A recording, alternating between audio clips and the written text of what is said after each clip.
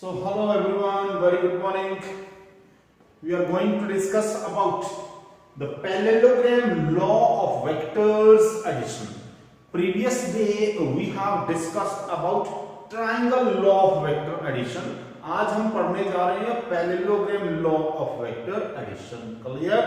देखिए दोनों का जो मैथमेटिकल ट्रीटमेंट है वो बिल्कुल सेम है जैसा हमने ट्राइंगल लॉ में किया था, बिल्कुल वही मेथड हम पैरेललोग्राम लॉ में भी फॉलो करेंगे। हाँ, यहां पर स्टेटमेंट थोड़ी डिफरेंट है। इस लॉ के अकॉर्डिंग क्या होता है, देखिए ये लॉ ऐसा बोल रहा है कि जिन वेक्टर्स को हमने ऐड करना है, means for example let we are having vector A, this is vector A here and some vector V, vector b is there, this is the vector b। तो वेक्टर a और vector b हमारे पास given है। दोनों vectors की direction जो है different है। इन दोनों वेक्टर्स को हमने ऐड करना है। तो देखिए बेटा बिल्कुल ध्यान से, ये जो पैरेललोग्राम लॉ है ये बोल रहा है जिन वेक्टर्स को हमने ऐड करना है they are represented as the sides of parallelogram. Clear? लेकिन कौन सी sides? Parallelogram is having 4 sides. ये बोल रहा है जिन वेक्टर्स को हमने ऐड करना है these are represented as adjacent sides. Adjacent sides mean जैसे ये वेक्टर ए है तो बिल्कुल हम उसी तरह से वेक्टर ए ड्रॉ करेंगे। This is vector A. Clear? Triangle law में हेड टेल कॉम्बिनेशन फॉलो करते थे, लेकिन यहां पर हेड टेल कॉम्बिनेशन नहीं है, यहां पर एडजेसेंट साइड्स हैं। तो एडजेसेंट साइड्स मींस दोनों के दोनों वेक्टर्स जिनको हमने ऐड करना है they are represented like this. These are called as adjacent sides. Means tail और टेल साथ में है, मींस दोनों का जो इनिशियल पॉइंट है, स्टार्टिंग पॉइंट, वो क्या होगा? सेम। तब अगर हम इस पैरेललोग्राम को कंप्लीट करते हैं देन आफ्टर कंप्लीशन के बाद जो इस पैरेललोग्राम का डायगोनल होगा, क्लियर? दोनों वेक्टर्स जिनको ऐड करना है they are represented as the adjacent sides of the parallelogram with same starting point. Then the diagonal of the parallelogram gives the resultant vector. This diagonal gives the resultant vector. और देखो मजे की बात यह है, जिन vectors को add करना है और जो रिजल्टेंट वेक्टर है वेक्टर आर, सभी का स्टार्टिंग पॉइंट क्या है? सेम।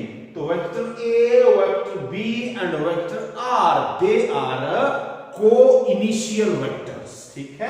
तो ट्राइंगल लॉ में क्या था, रेगुलर ऑर्डर में आती थी दोनों साइड्स, तो क्लोजिंग साइड हमें रिप्रेजेंट करती थी resultant.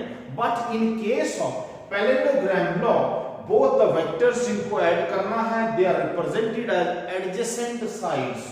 Clear? Then the diagonal of the parallelogram having same initial point represent the resultant vector। clear? so इसको हम राइट कर सकते हैं। तो it states that the vectors to be added are represented as the adjacent sides of the parallelogram। adjacent sides of the parallelogram वो भी कैसे? both in magnitude and direction।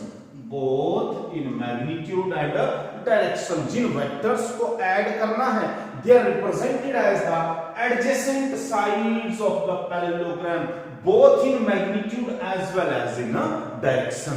then the diagonal having same initial point, having same initial point, represents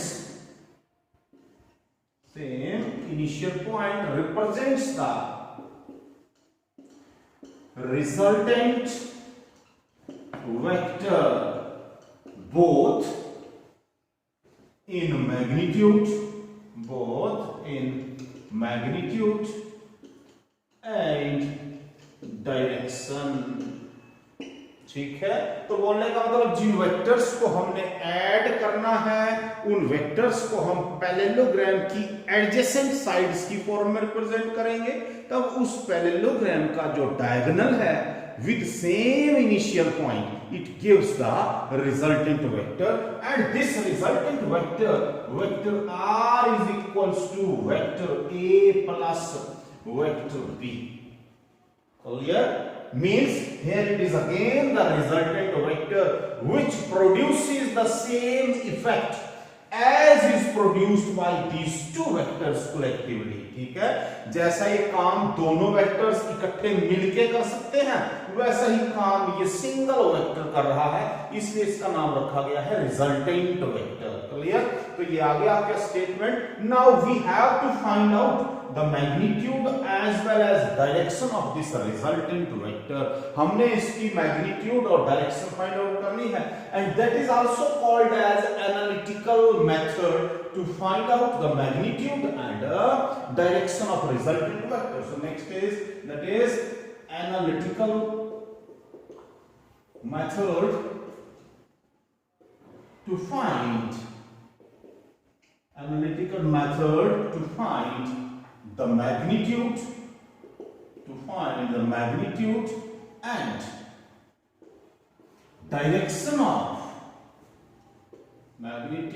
and direction of resultant vector। तो resultant vector का हमने magnitude भी निकालना है और डायरेक्शन भी निकालनी है।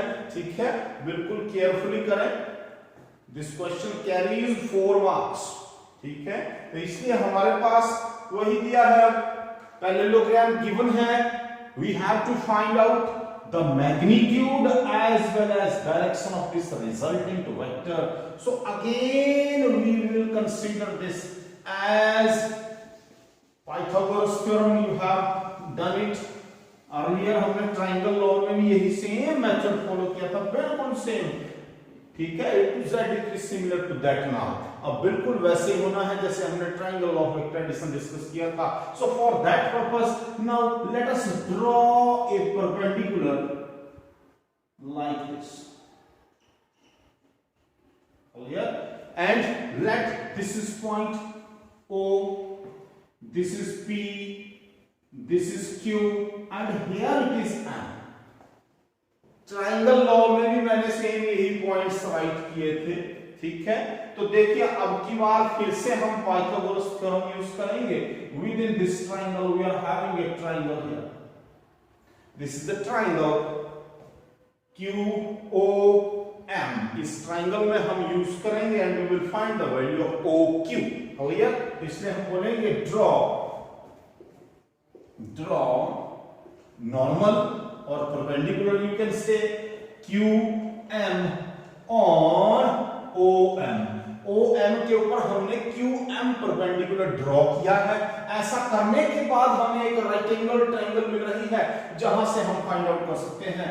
Then from right angled triangle, कौन सी है right angle triangle? We are having the right angle triangle QOM। Then from right angle triangle QOM we can find out hypotenuse square is equal to base square plus perpendicular square। So we can say it is OQ square is equals to OM square plus QM square। So this is hypotenuse square OQ, this is base OM and here it is perpendicular QM। Clear? Now you know very well the value of this OQ. OQ is the resultant vector and its magnitude is equals to capital R. So we can write it as capital R square is equals to, देखिए बेटा OM is equals to OP plus this PM. So we can say it is OP plus PM whole square plus QM whole square. Now we can again write it as R square equals to, here it is OP.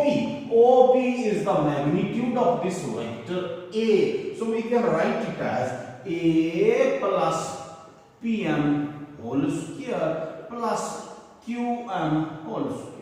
Now this is the value of R square. Say it is equation number 1. Now we have to find out the value of, हमने value find out करनी है, किसकी value find out करेंगे?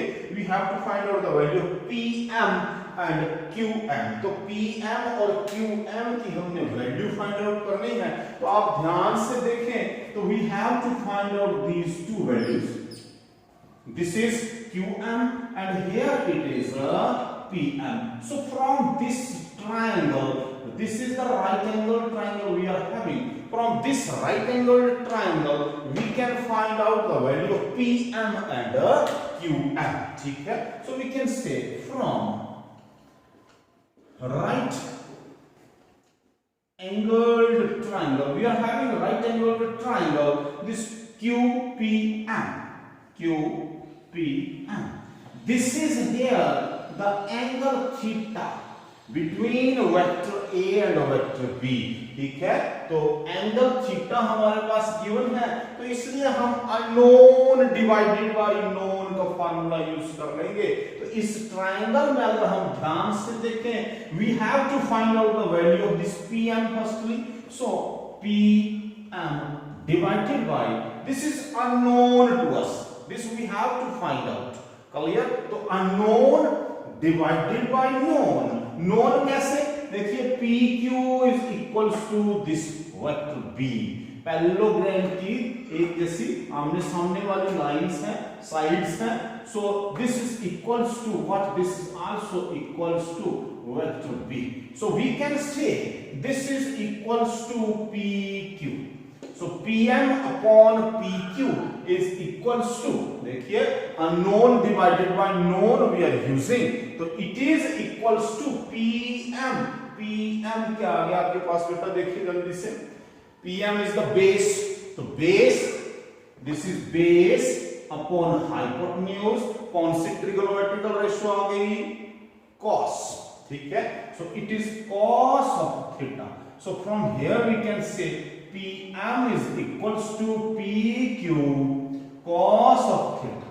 Clear? Now this PQ is equals to, PQ किसके equal है? देखिए ध्यान से, this is equal to magnitude of vector B. So we can write this PM is equals to B cos of theta. So this is the value of this PM. PM की value हमने find out कर ली. Now we have to find out the value of this QM. तो इसी triangle में से हमने QM find out करना है. So we can say also unknown QM divided by known PQ is equals to, so it is trigonometrical ratio sin theta because it is perpendicular upon hypotenuse. So therefore from here we can say QM is equals to PQ sin of theta. Now we have the value of PQ. Again from here we can say this QM is equals to B sin of theta. तो ये हमारे पास QM की value भी आ गई. देखिए PM हमने find out किया, तो ये आया हमारे पास B cos of theta. QM हमने फाइंड आउट किया, this is B sin of theta.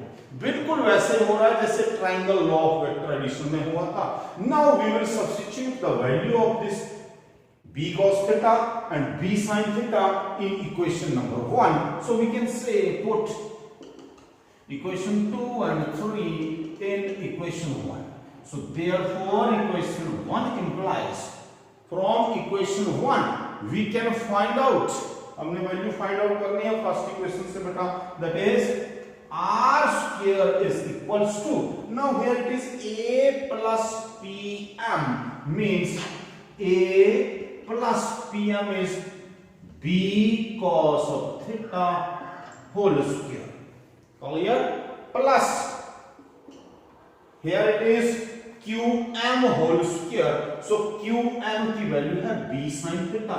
So we can say it is B sin theta whole square. Clear? अब हम इसको solve करेंगे.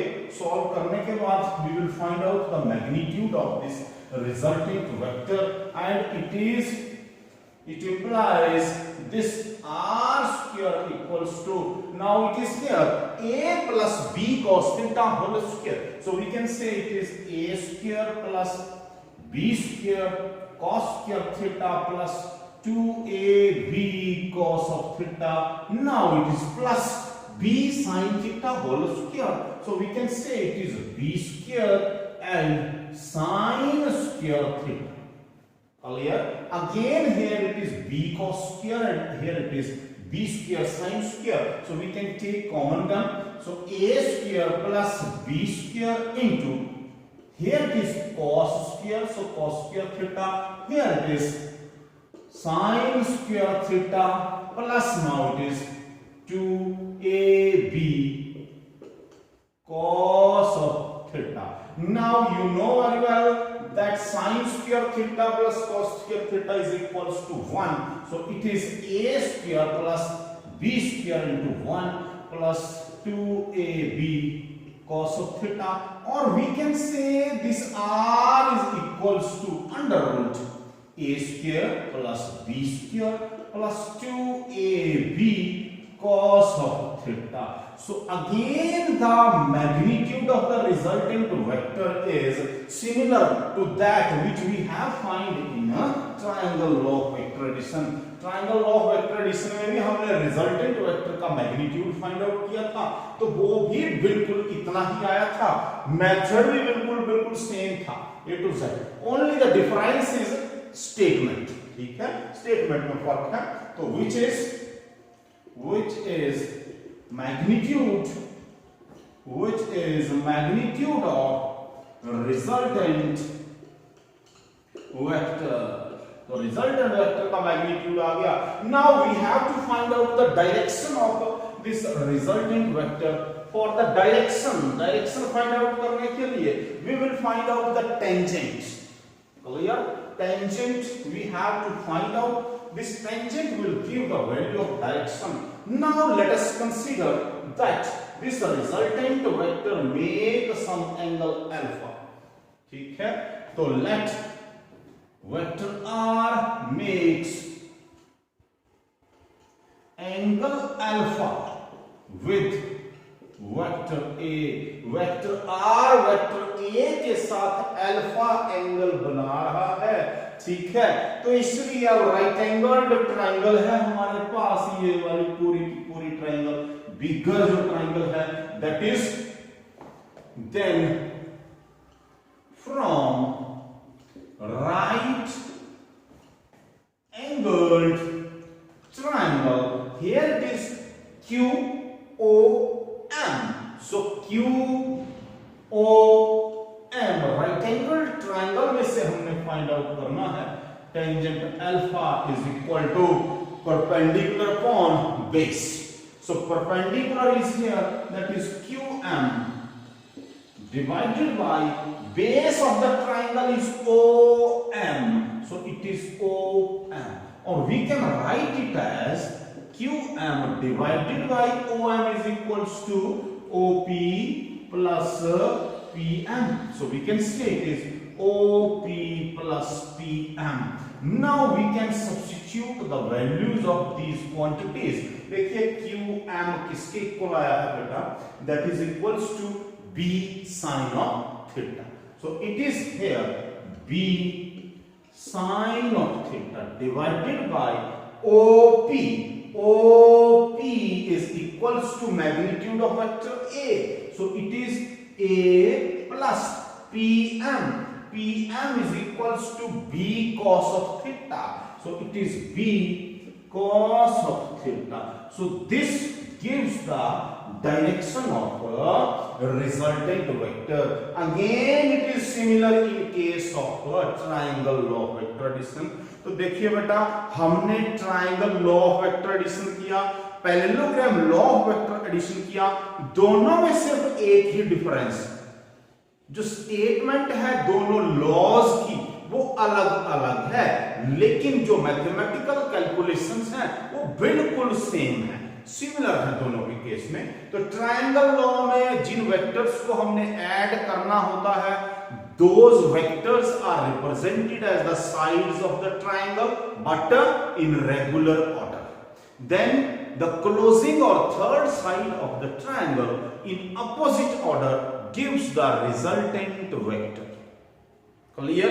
In case of parallelogram law क्या है, जिन vectors को हमने ऐड करना है उन वेक्टर्स को हम रिप्रेजेंट करते हैं as the adjacent sides of the parallelogram having same starting point. Vector A और वेक्टर B पैरेललोग्राम की एडजेसेंट साइड्स को, साथ लगने वाली साइड्स को रिप्रेजेंट करता है और दोनों का स्टार्टिंग पॉइंट सेम होता है, दोनों की टेल्स आपस में मीट करती है। तब पैरेललोग्राम का जो डायगोनल है वो रिजल्टेंट वेक्टर रिप्रेजेंट करता है। ये डायगोनल भी कैसा है, उसका भी स्टार्टिंग पॉइंट या इनिशियल पॉइंट क्या है, सेम। क्लियर? तो ये था आपके पास about the parallelogram law of vector addition. इसी तरह से हमारे पास एक और लॉ है व्हिच इज कॉल्ड एज, ये तो हमारे पास है जब टू वेक्टर्स दिए हों, when we are given two vectors, vector A and vector B we have given, more than two हो, A B C D E F G, इस तरह से अगर नंबर ऑफ वेक्टर्स दिए हों तब हम उनका रिजल्टेंट कैसे फाइंड आउट करते हैं, उसके लिए हमारे पास एक लॉ है which is called as polygon law of vectors addition. ठीक है, polygon law of vector addition बिल्कुल ट्रायंगल लॉ की तरह है। ठीक है, ट्रायंगल लॉ में सिर्फ टू वेक्टर्स को हमने ऐड करना था, यहां पर मोर देन टू को ऐड करना है। ठीक है, so next is that is polygon, this is polygon law of vectors addition. ठीक है, तो देखिए polygon law of vector addition क्या बोल रहा है, according to this polygon law what happens if you are given number of vectors, ढेर सारे वेक्टर्स गिवन है आपके पास, for example this is vector A, here it is vector B, then this is vector C and it is vector D। इस तरह से दिए हुए A B C D E F G जितने मर्जी लगा लीजिए। तब ये पॉलीगन क्या बोल रहा है कि जितने भी वेक्टर्स आपके पास गिवन हैं सब के सब को हम पॉलीगन की साइड्स की फॉर्म में रिप्रेजेंट करेंगे। मींस जैसे ये वेक्टर A है तो वेक्टर A को हम राइट कर लेंगे बिल्कुल ऐसे, मैग्नीट्यूड और डायरेक्शन दोनों वैसी ही रहेंगी जैसी वेक्टर A के पास है। This is vector A। अब वेक्टर B को हम लेंगे इस तरह से, this is vector B।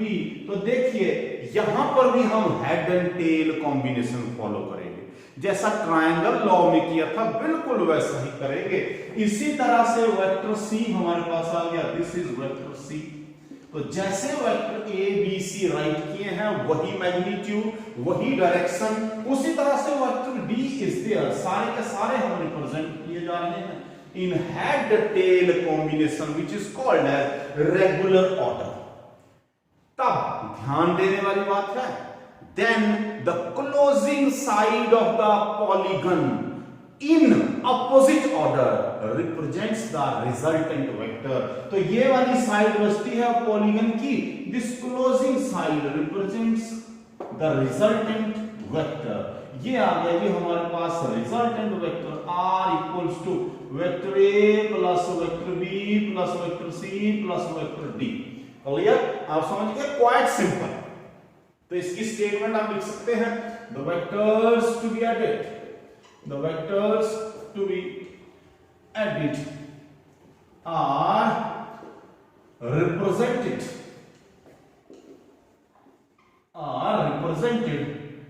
In regular order, both in magnitude and direction as the sides of polygon, ठीक है, then the closing side in opposite order, ठीक है, represents the resultant vector, वो भी कैसे, both in magnitude and direction, both in magnitude and direction. तो ये बोलने का मतलब that is vector r is equals to vector a plus vector b plus vector c plus vector d, ठीक है। हम इसको प्रूव करना चाहें तो बिल्कुल सिंपल है बेटा।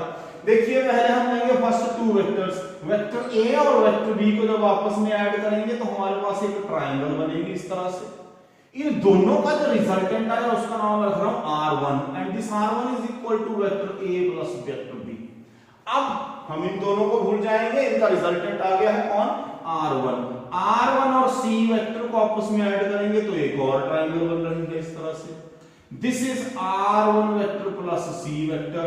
अब इन सभी को हम भूल जाएंगे थोड़ी देर के लिए, हमें मिल गया है ये वाला वेक्टर, इस वेक्टर को हम d वेक्टर में ऐड करेंगे तो फाइनली हमें क्या मिल जाएगा, वेक्टर r, ठीक है। प्रूफ करना है कर लीजिए, there is proof for this. तो यहां पर आ जाएगा r1 is equal to vector a plus vector b using triangle law, हम ट्रायंगल लॉ का यूज कर रहे हैं, ठीक है। Now r1 vector and vector c दोनों का रिजल्टेंट निकलेगा, उसका नाम मैं रख रहा हूं r2 is equals to r1 vector plus vector c। समझ गया बेटा बात को, ठीक है। अब देखिए r1 को मैं राइट कर सकता हूं यहां से vector a plus vector b and here it is vector c। इसी तरह से r2 and vector d gives final resultant that is r2 plus d vector. r2 means r2 हमने ये फाइंड आउट किया है, इसको यहां पर सब्स्टिट्यूट कर देंगे, vector a plus vector b plus vector c plus vector d, ये आ गया फाइनल रिजल्ट। बोलने का मतलब हम 2 वेक्टर्स लेते चलेंगे, आगे आगे उनका ट्रायंगल लॉ यूज करके रिजल्टेंट फाइंड आउट करते चलेंगे और फाइनली हमारे पास वही रिजल्टेंट आ जाएगा। So this is about the polygon law of vector addition. Till next topic, bye bye.